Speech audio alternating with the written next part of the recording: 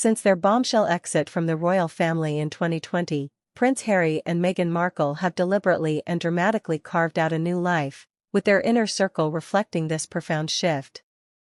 They have traded the ancient halls of monarchy for the sun-drenched patios of Montecito, cultivating a carefully curated circle that reads like a who's who of Hollywood's elite.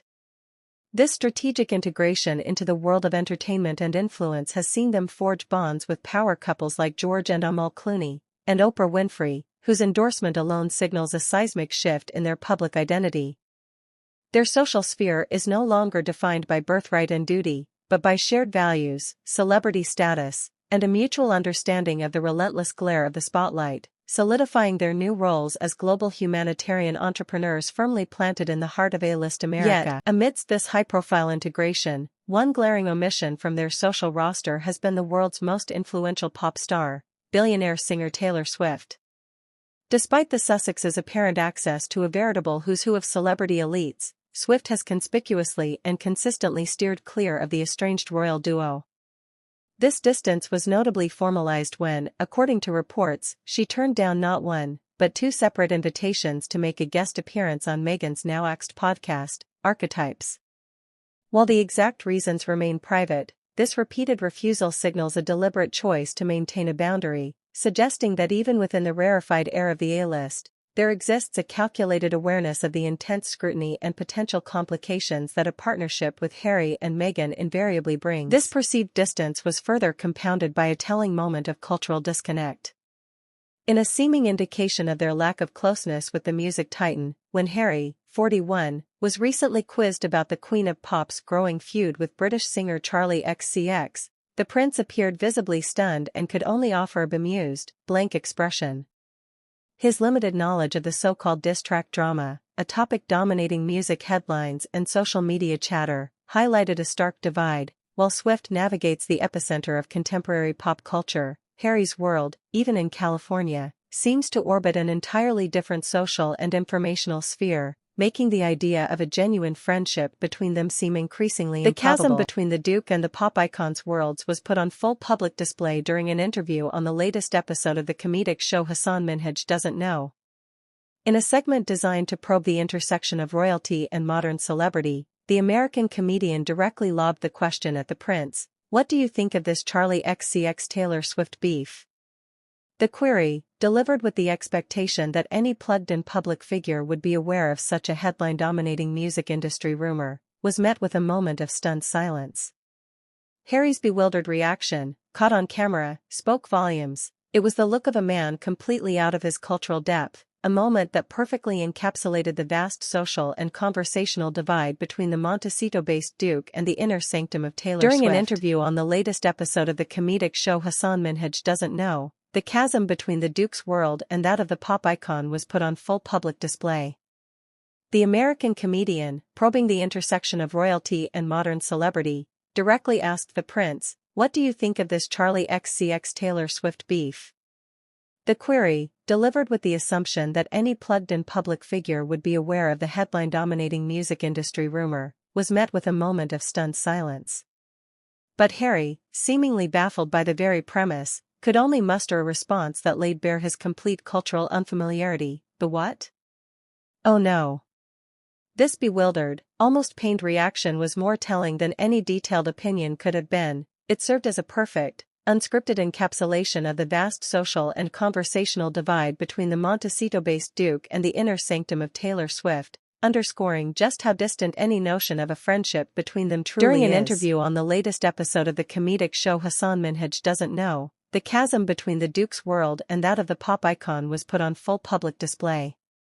The American comedian, probing the intersection of royalty and modern celebrity, directly asked the prince, "What do you think of this Charlie XCX Taylor Swift beef?" The query was met with a moment of stunned silence before a baffled Harry could only muster, "The what? Oh no."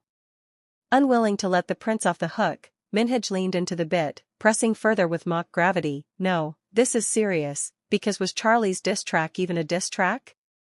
This continued probing into the nuanced etiquette of a pop star feud only deepened the comedic chasm, highlighting Harry's complete cultural unfamiliarity with the kind of industry gossip that consumes the very circles he and Meghan are said to inhabit.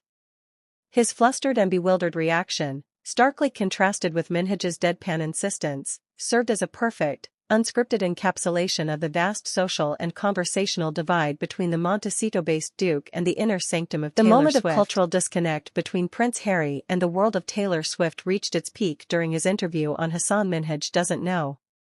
When the comedian quizzed him on the Charlie XCX Taylor Swift beef, a baffled Harry could only respond, "The what? Oh no." Minhaj, leaning into the bit with mock gravity, pressed, "No, this is serious, because was Charlie's diss track even a diss track?" A question that plunged the Duke even deeper into bewilderment. The suspected conflict between the two pop princesses, which is believed to be in reference to cryptic lyrics featured in Taylor's new album, The Life of a Showgirl, represents exactly the kind of nuanced, insider baseball gossip that consumes music fandoms and industry chatter. Harry's utter lack of familiarity with the entire situation, from the album's thematic content to the very existence of a feud, served as the final, definitive proof of the vast social divide between the Montecito-based Duke and the Queen of Pop's inner circle, starkly revealing the limits of his and Meghan's integration into the most exclusive cliques of Hollywood. The glaring cultural divide between Prince Harry and the sphere of Taylor Swift was put on full display during his interview on Hassan Minhaj Doesn't Know, where the Duke's baffled reaction to being asked about the Charlie XCX Taylor Swift beef, responding with a stunned, "The what? Oh no," spoke volumes. This suspected conflict between the two pop princesses is believed to be in reference to a pointed lyric from Swift's new album, The Life of a Showgirl, where on the track Actually Romantic, she pointedly sings, "I heard you call me boring Barbie when the Coke's got you brave." Many listeners instantly interpreted this as a jab at Charlie, who has openly referenced drug use in her own music, creating a whirlwind of online speculation. However, with neither party confirming the song's true target, the entire feud remains a quintessential example of the opaque, insider baseball gossip that dominates pop culture, precisely the kind of nuanced drama that a prince-turned-philanthropist, despite his A-list zip code, remains entirely detached from, perfectly illustrating why he and Swift inhabit such distinct orbits. Yet despite frequently mixing with some of Hollywood's most high-ranked celebrity figures, the intricate and speculative drama of the pop music world remained entirely unbeknownst to the prince, who could only look on humorously and with visible bafflement as comedian Hassan Minhaj further detailed the rumored feud. This scene, beginning with Harry's stunned "The what? Oh no" in response to being asked about the Taylor Swift and Charlie XCX beef, and culminating in his bemusement at the dissection of lyrics like "I heard you call me boring Barbie" from Swift's track Actually Romantic, served as a powerful microcosm of his new life. It highlighted that even within the rarefied air of Montecito's A-list enclave, there exist distinct, non-overlapping spheres of influence and interest, firmly placing the Duke of Sussex on the outside of the very gossip cycles that captivate his purported peers, revealing the limits of his assimilation into this new world of celebrity. The profound cultural chasm between Prince Harry and the inner workings of pop stardom was starkly highlighted during his interview on Hassan Minhaj Doesn't Know, where the Duke's initial bafflement, responding to the mention of a Taylor Swift and Charlie XCX feud with a stunned, "The what? Oh no," only deepened as the host launched into an analytical deep dive. Minhaj, detailing the nuanced layers of the suspected diss tracks, elaborated, "To me, Sympathy is a Knife was about something completely different, but then Taylor comes back and I think escalates it with the Actually Romantic thing," pointing directly to the lyric "I heard you call me boring Barbie" as the perceived retaliation. Yet, this entire escalating artistic dialogue, a form of high-stakes, celebrity gossip that captivates millions, remained a complete cipher to Harry, who could only observe with humorous detachment. The scene perfectly encapsulated that, despite his proximity to Hollywood power, he remains an outsider to the specific, labyrinthine dramas that define modern pop culture, revealing a definitive boundary within his much-publicized social integration. Harry's world and the intricate, self-referential dramas of pop stardom was laid utterly bare during his interview on Hassan Minhaj Doesn't Know. As the comedian passionately dissected the suspected feud, analyzing how Charlie XCX's Sympathy is a Knife might have been a prelude to Taylor Swift's escalated response in Actually Romantic, the prince could only watch on dumbfounded. At one point, overwhelmed by the absurdity of the situation, he appears to break a bemused smile and look to the side, as if seeking an off-camera confirmation of the surreal conversation. This silent, nonverbal cue of disbelief hung in the air just before Minhaj, undeterred, continued his rhetorical inquiry. "I'm kind of thinking to myself, is this fair? Or did Charlie draw blood and Taylor had to respond?" This entire exchange, from Harry's stunned the what?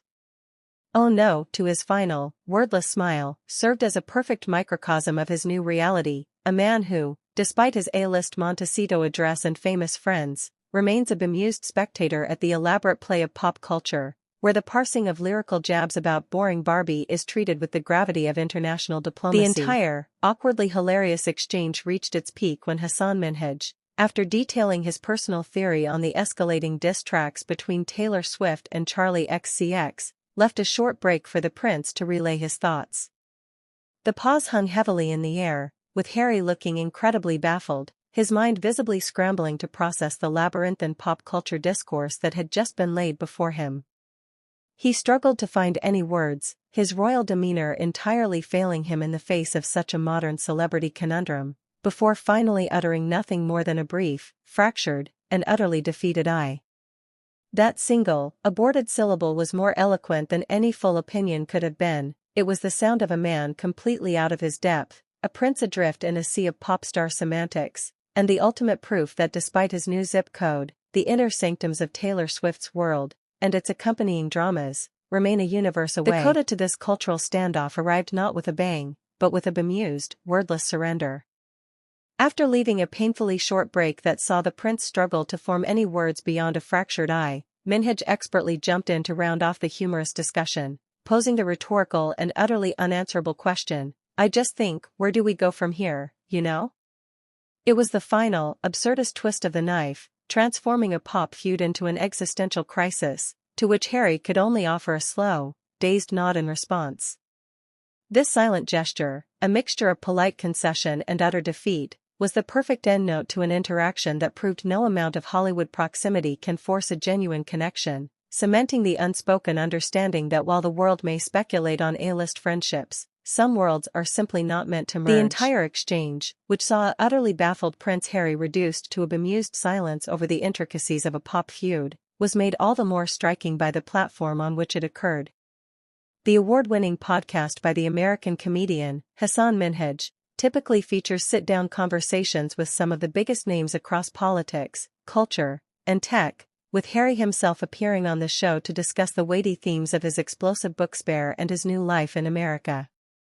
This context made the surreal detour into the Taylor Swift versus Charlie XCX discourse a perfect comedic foil, highlighting the vast disconnect between the Duke's expected royal narrative and the bewildering landscape of modern American celebrity culture, a world where, despite his best efforts, he remains a politely nodding outsider, lost in a sea of lyrical diss tracks and boring Barbie accusations. Beyond the light-hearted conversation that revealed his cultural disconnect from the labyrinthine world of pop star feuds, the prince pivoted to a subject of grave personal and societal concern, starkly contrasting the prior humor with a sobering warning.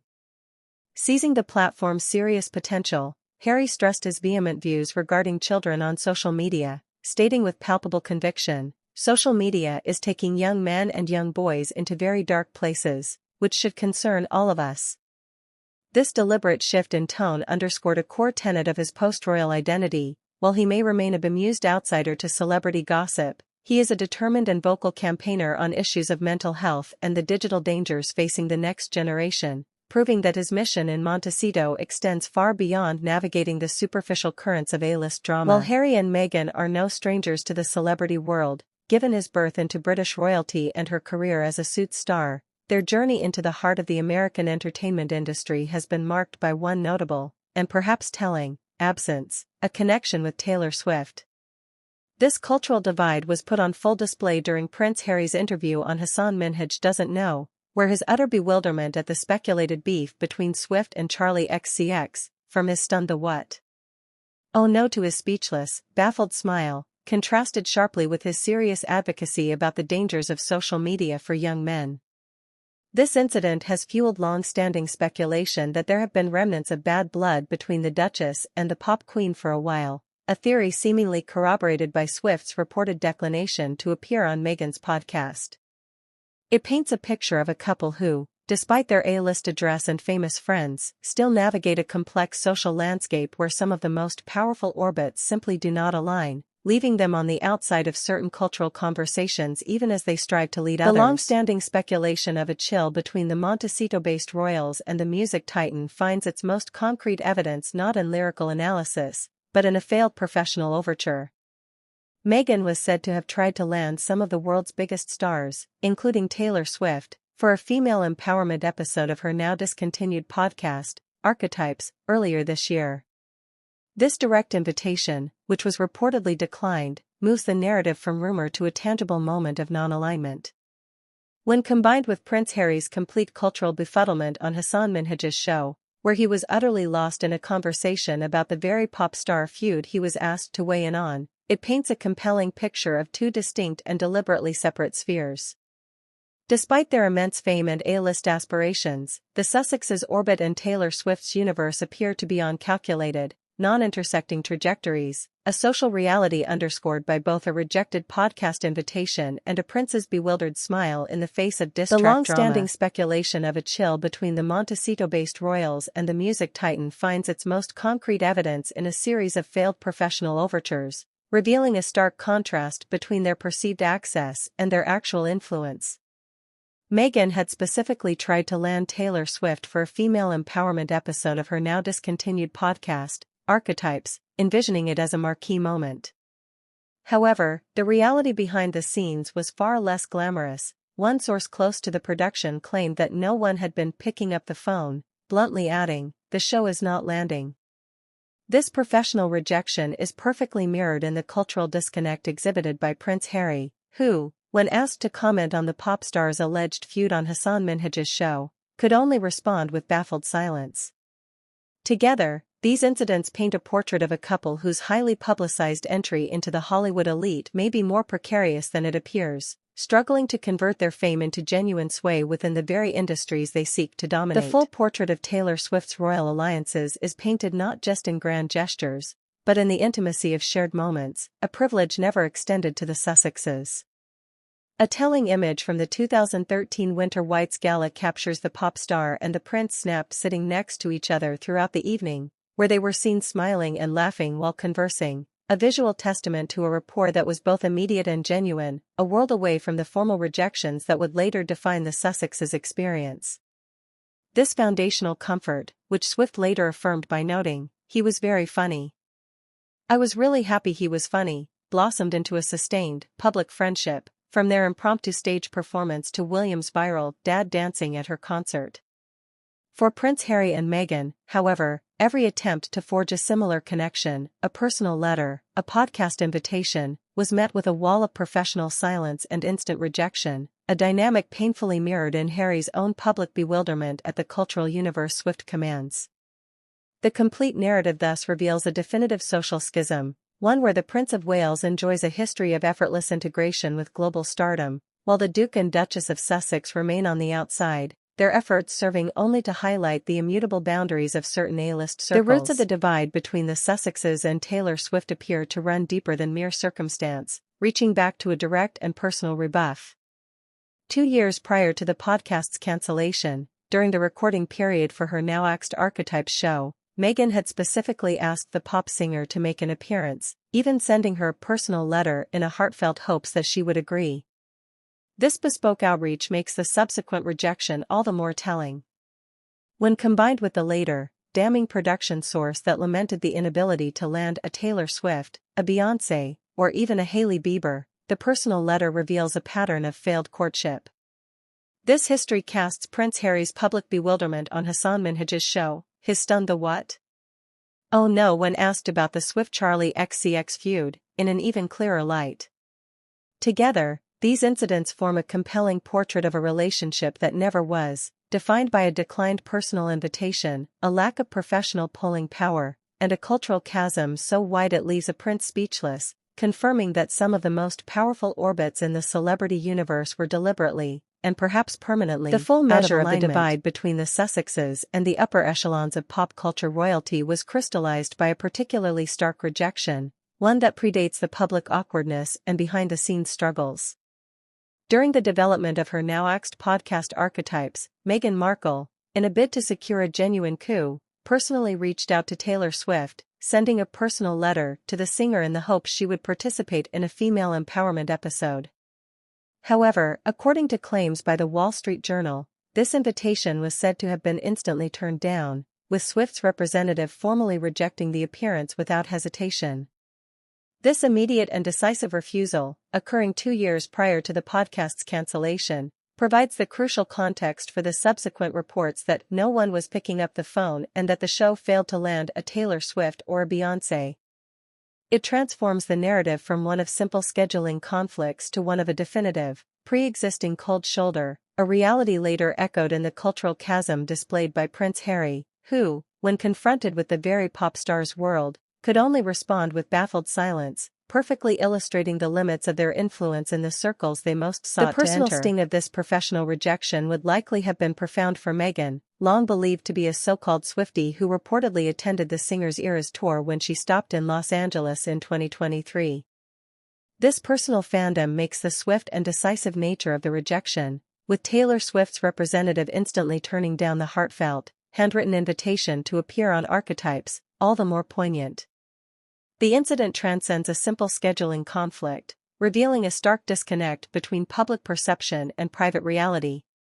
For a couple navigating their new roles in California, this failure to secure a flagship guest like Swift, compounded by Prince Harry's public bewilderment at the pop culture discourse she dominates, signaled a significant hurdle.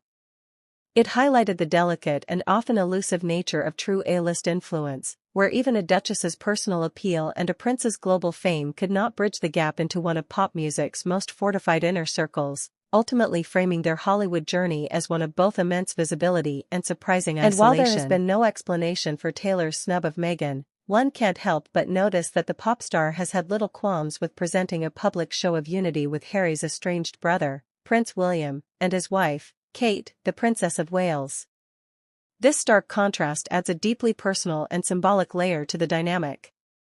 Swift's alignment with the senior royals, most notably when she was seen warmly chatting with William and his children at the 2021 BAFTAs and her participation in the Earthshot Prize environmental ethos, places her firmly on one side of the royal divide. This deliberate positioning transforms the rejection of Meghan's podcast from a simple scheduling conflict into a potentially calculated diplomatic move. The cumulative evidence, the instant rejection of a personal letter, the failure to land any A-list music icons for the podcast, and Harry's profound cultural ignorance of Swift's world, paints a compelling picture. It suggests that in the intricate social and political landscape of global celebrity, Taylor Swift has made her alliances clear, and the Montecito-based Sussexes, for all their fame, reside outside of her carefully curated circle. The two seem to have formed a firm friendship, a fact that casts the Sussex snub in an even starker light. While Taylor may not have been photographed with Meghan, she happily posed for a now iconic selfie with Prince William and his children, George and Charlotte, when she kicked off the London leg of her Eras tour in June last year.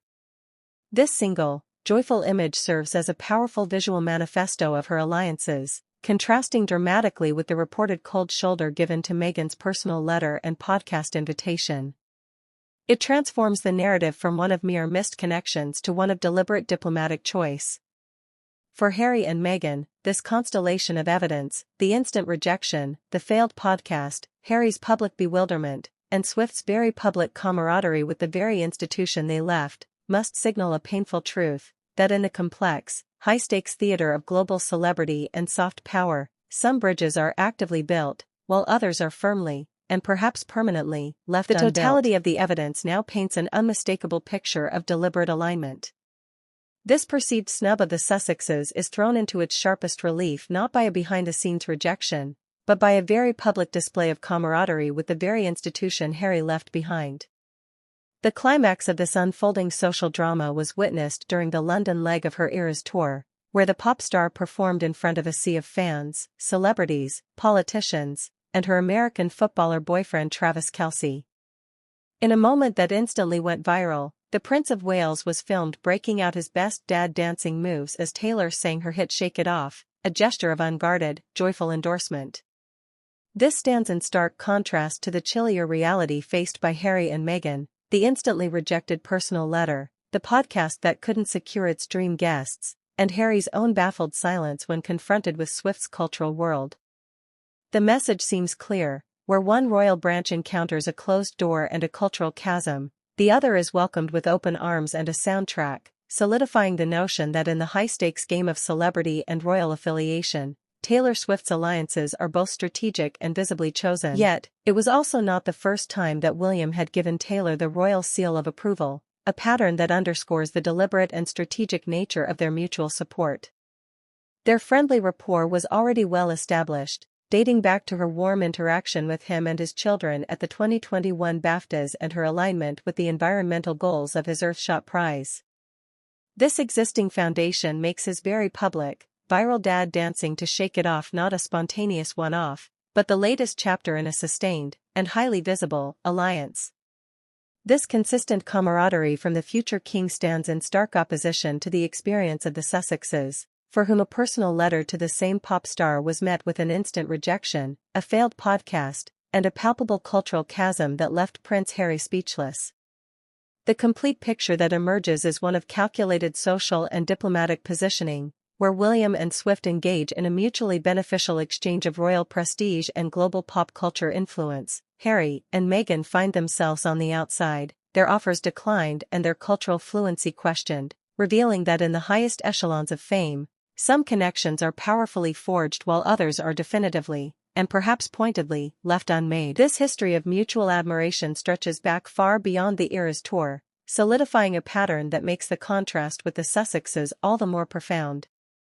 In November 2013, a full decade before his dad dancing went viral, William and Taylor Swift first made headlines when they took to the stage during a Centerpoint charity event to sing alongside Jon Bon Jovi.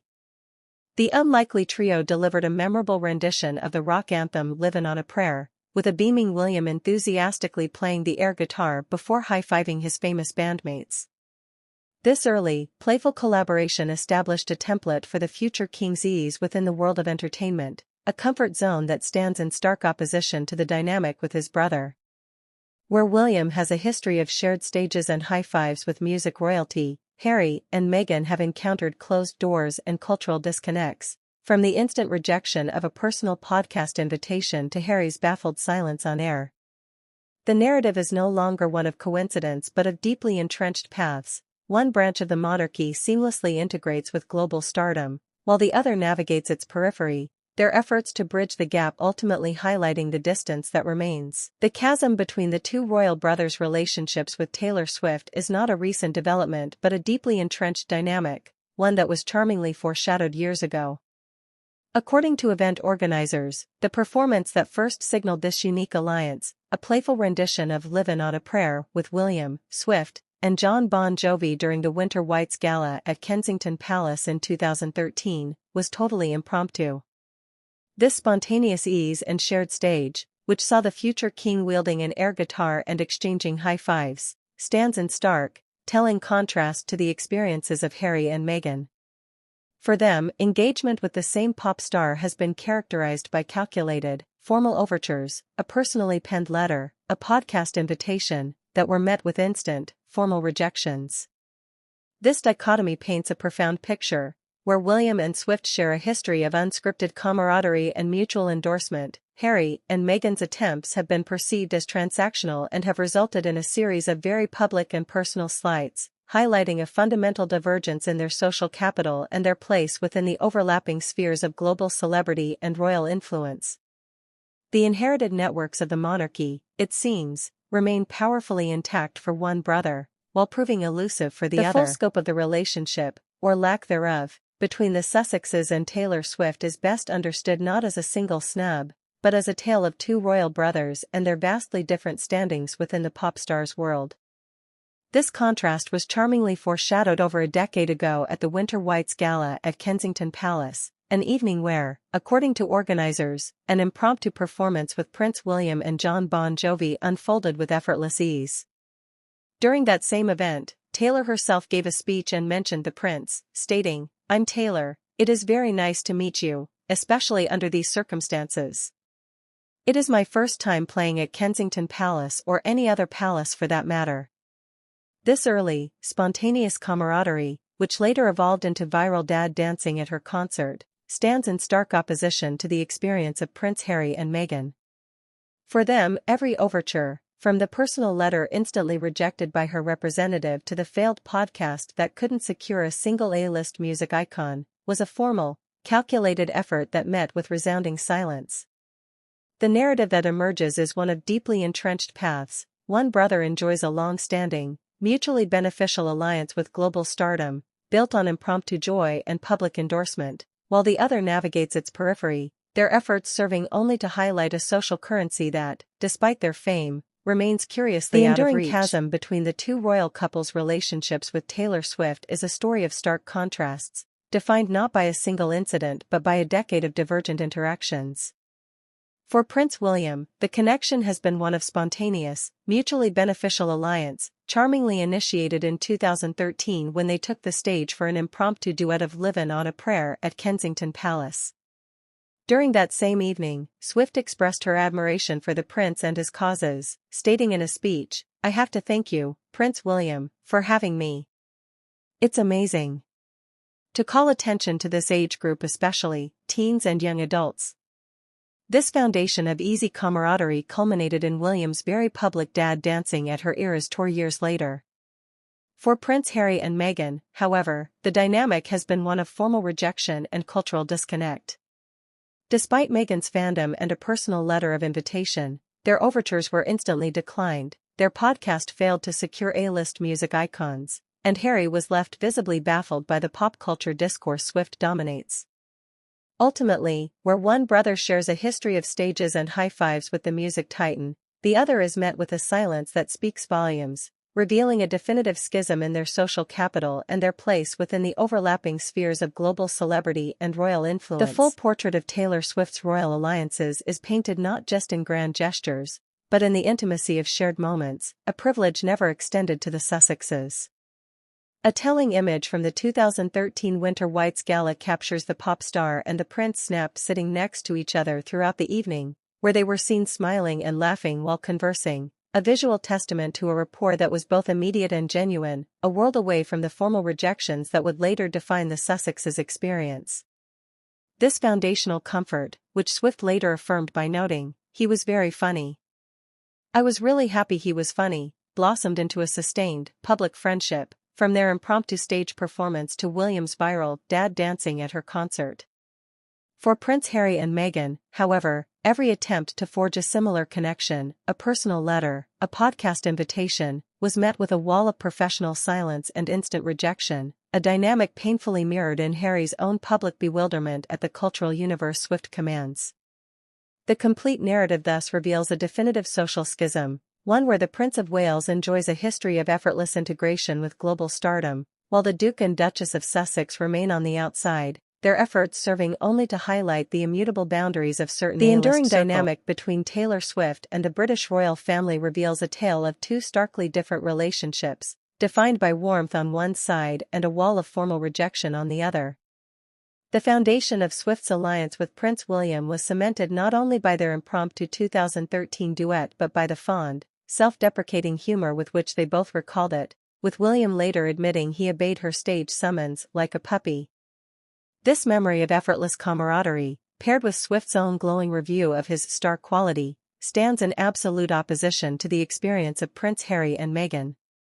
For the Sussexes, every overture, from the personal letter instantly rejected by her representative to the podcast that failed to land any major music icons, was met with a professional and impersonal silence. This divide was later perfectly, and publicly, mirrored in Harry's own cultural bewilderment when confronted with the pop star's world. The complete picture reveals a definitive social schism, where the Prince of Wales enjoys a long-standing, mutually celebratory, and even playful rapport with the music titan, the Duke and Duchess of Sussex remain decidedly outside her orbit, their efforts serving only to highlight the immutable boundaries that can exist within the highest, most carefully guarded echelons of global celebrity. The enduring dynamic between Taylor Swift and the British royal family is a tale of two starkly different realities, defined by the profound contrast between a charismatic, spontaneous invitation and a series of calculated, formal rejections. This dichotomy is perfectly crystallized in Prince William's own self-deprecating account of being pulled on stage, where he described entering a sort of trance at Swift's behest, only to wake up halfway through John Bon Jovi's Livin' on a Prayer, thinking to myself, am I standing on the stage singing Livin' on a Prayer when I don't even know the words? This memorable story of being willingly swept up into a moment of unscripted joy and mutual admiration exists in a different universe from the experience of the Sussexes. For Harry and Meghan, every overture, a personally penned letter, a podcast invitation for a female empowerment episode, was met with instant, professional decline, a reality later echoed in Harry's own public bewilderment when confronted with the pop culture discourse Swift dominates. The complete picture reveals a definitive social and diplomatic schism. One brother shares a history of impromptu performances and viral camaraderie, a relationship built on personal charm and shared spotlight. The other is defined by the silent, unanswered call, a series of rejected proposals that highlight the immutable boundaries and the complex calculus of influence within the world's most exclusive circles. The complete portrait of Taylor Swift's royal alliances is a study in profound dichotomy, perfectly encapsulated by Prince William's own candid and starstruck recollection of the night that forged his bond with the pop icon.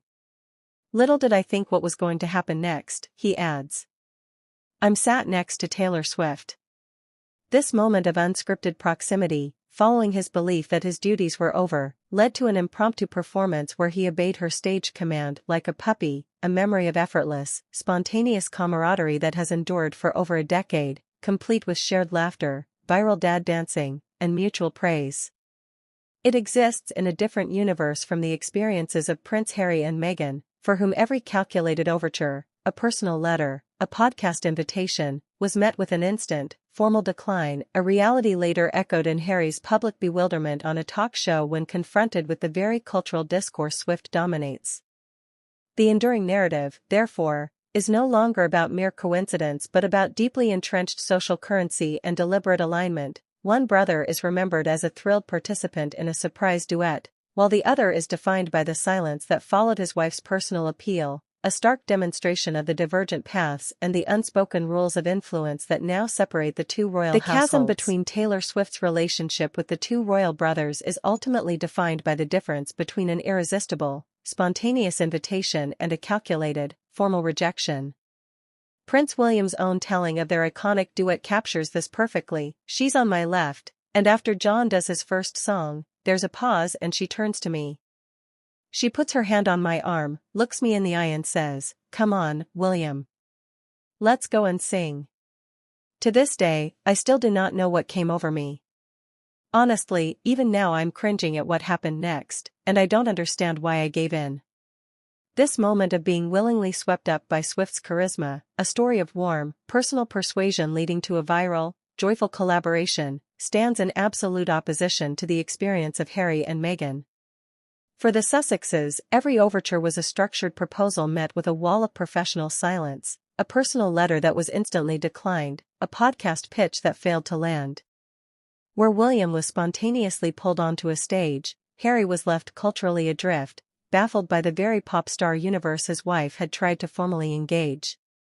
The enduring narrative is one of deeply entrenched social capital. One brother shares a history of being charmed into an impromptu performance, while the other is defined by the silent, unanswered call, a stark demonstration of the unspoken alliances and immutable boundaries within the highest echelons of global fame. This enduring dynamic, which pits spontaneous alliance against calculated rejection, was further underscored by a modern digital seal of approval.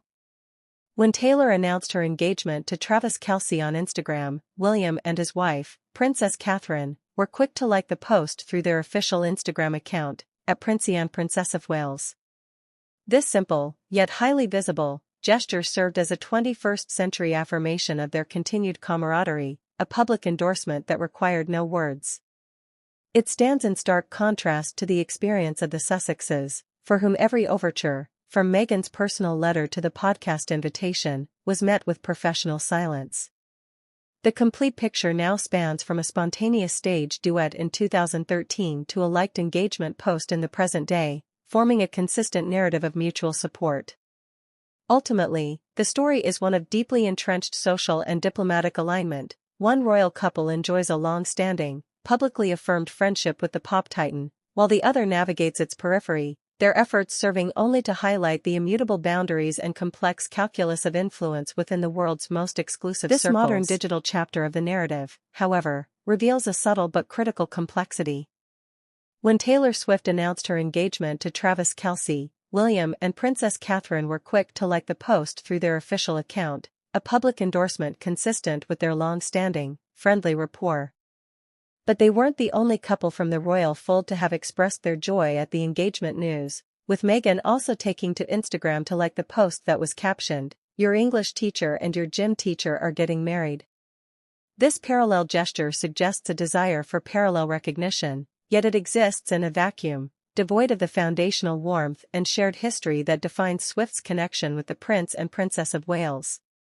For William and Catherine, the like was a natural extension of a well-documented friendship, from impromptu stage duets to viral concert moments.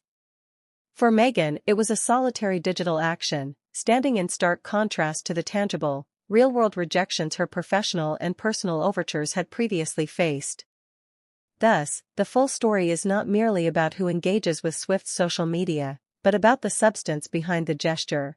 One couple reinforces an existing, organic alliance, while the other's engagement highlights the very distance it attempts to bridge, proving that in the economy of modern celebrity, a like cannot compensate for a lack of a genuine, offline connection. The intricate social tapestry woven between Taylor Swift and the British royal family ultimately presents a clear and decisive dichotomy, one that now extends to the speculative guest list for her upcoming wedding. On one side stands a long-standing, warmly reciprocated alliance with the Prince and Princess of Wales, built on a foundation of impromptu stage duets, public endorsements, and a decade of mutual admiration. On the other, a history of polite but firm professional rejections defines the dynamic with the Duke and Duchess of Sussex, from declined podcast invitations to a palpable cultural disconnect. Therefore, as the likelihood of a reconciliation between the Sussexes and Waleses continues to diminish, one can perhaps make their own assumptions about which royal couple are more likely to receive an invite in the post. All available evidence, from shared stages to liked engagement announcements, points unequivocally towards William and Catherine. For Taylor Swift, a master of narrative control and brand management, inviting the harmonious and established future king aligns with her documented history, while extending an invitation to the estranged Sussexes would risk introducing a distracting, potentially overshadowing rift into her meticulously curated fairy tale, a complication she has demonstrably taken great pains to avoid. The intricate social tapestry woven between Taylor Swift and the British royal family ultimately presents a clear and decisive dichotomy, one that now extends to the speculative guest list for her upcoming wedding. On one side stands a long-standing, warmly reciprocated alliance with the Prince and Princess of Wales, built on a foundation of impromptu stage duets, public endorsements, and a decade of mutual admiration. On the other, a history of polite but firm professional rejections defines the dynamic with the Duke and Duchess of Sussex, from declined podcast invitations to a palpable cultural disconnect.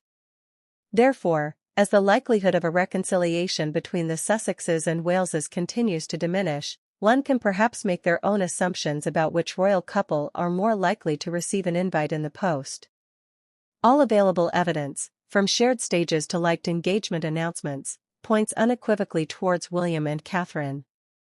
For Taylor Swift, a master of narrative control and brand management, inviting the harmonious and established future king aligns with her documented history, while extending an invitation to the estranged Sussexes would risk introducing a distracting, potentially overshadowing rift into her meticulously curated fairy tale, a complication she has demonstrably taken great pains to avoid.